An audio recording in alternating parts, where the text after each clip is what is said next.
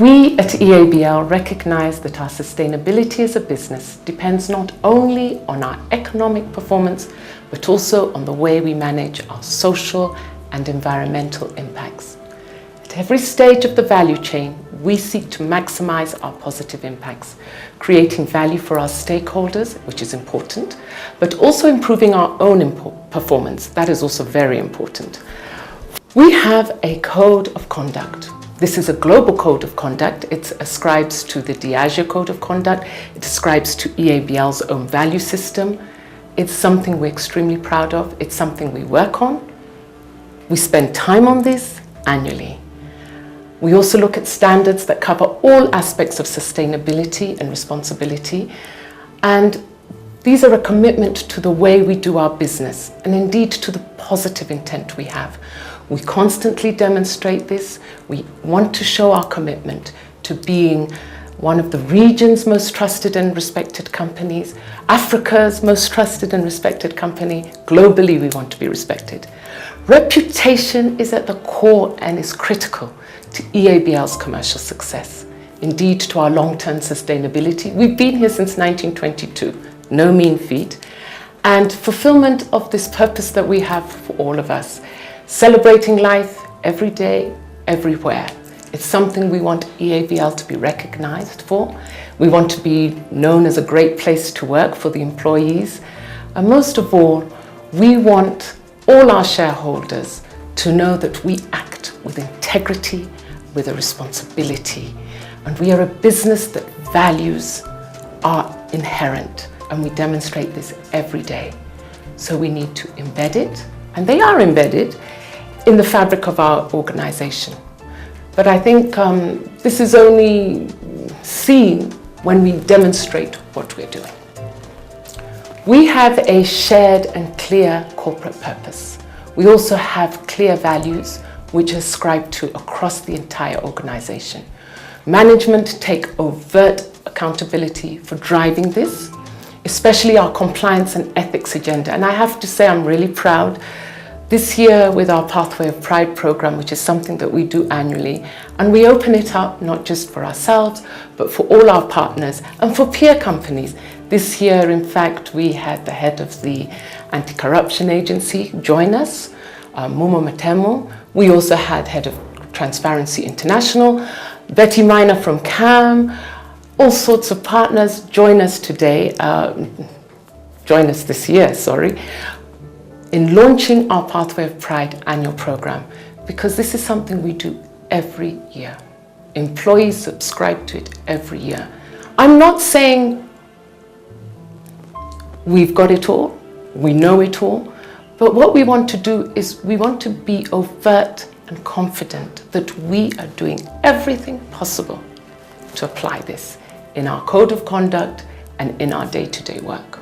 Integrating responsible business principles and sustainability into our operations positions us to attain long-term goals, to better manage our risk, to create new markets, and to innovate. This, in essence, strengthens consumer confidence and loyalty. And I believe that if you do the right things, the right numbers, that is, the customer and the profits, will follow us. In Kenya, now we've slipped lower down the rankings in terms of ease of doing business, with some of this being attributed to bureaucracy, fraud, and corruption.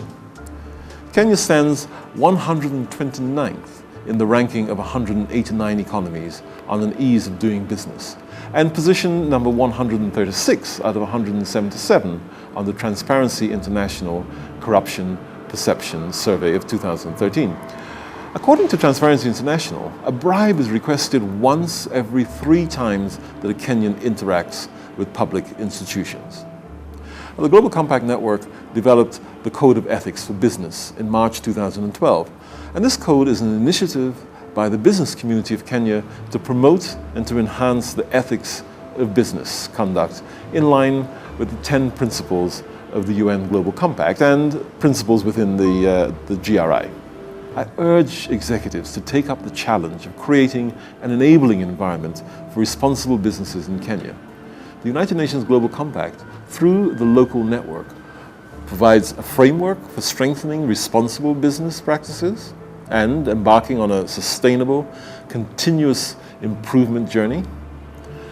It offers members a forum to discuss, engage, and build capacity in responsible business practices.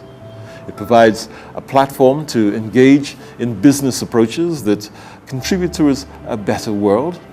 And it provides access to a global network of companies, training opportunities, exchange opportunities, and resources.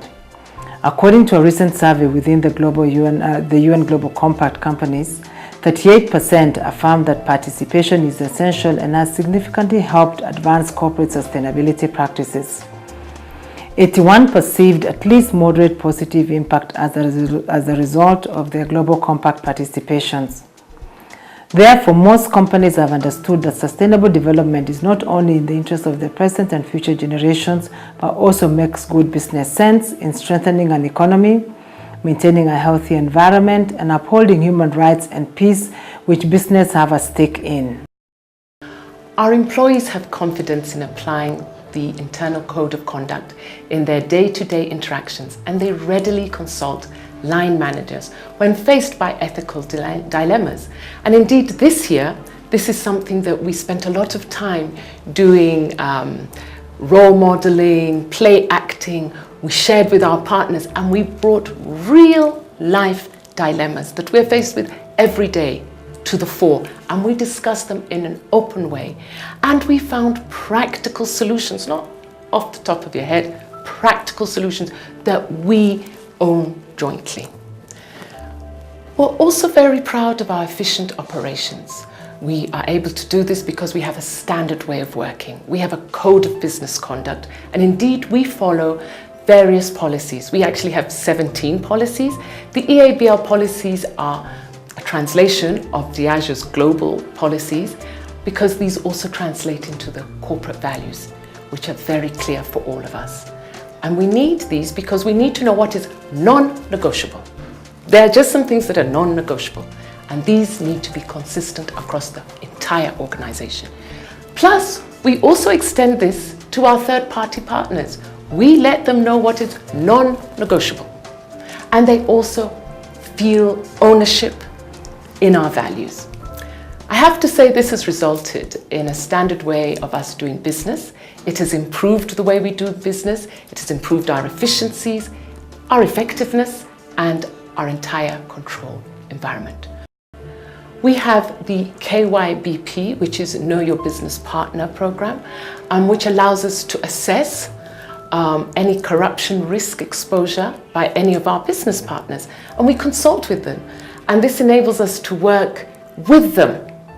We put in processes and controls to assist so that everybody can work in a similar manner and work to minimize these issues. And finally, what is really critical is we have an independent Speak Up helpline, which is open to all internal employees, all our contractors, all our partners, and they go through training to show them this efficient channel to identify and to find some resolution for any breaches that may occur, because they do occur. And this is managed by an independent service provider. And people feel that it is authentic, that they can bring up issues about ourselves, and in turn we can bring up issues if we have any with our partners. And we believe that this is part of taking steps and showing our leadership in improving ethics. And I note the word improving. That's one thing that's so great. When we consult, when we're open, when we're authentic, we aren't saying we are there. We are saying we are working to improve this. And we want people to come along on this journey, because that is the way we will minimize corruption in our business, in all of our businesses. And part of this is also because we're members of the UN Global Compact. Worldwide, there's no doubt, if you want your company to grow, if you want to become more competitive, if you want to manage risks, and if you want to grow where the opportunities are, then embracing the Compact and its 10 principles is one way to help you in this journey. Why?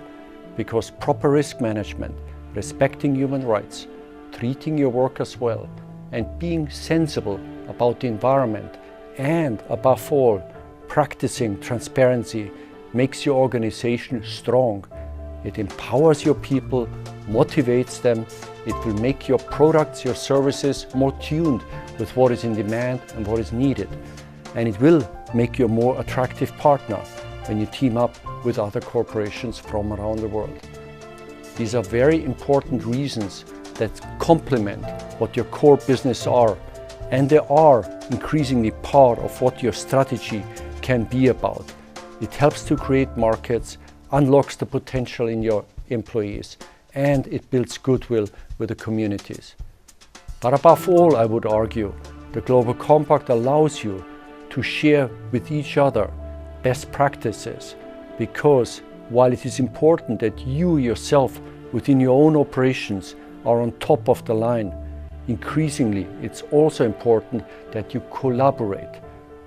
All the big issues around you, from corruption, environmental degradation, lack of skills, health services in communities absent, you alone cannot solve them.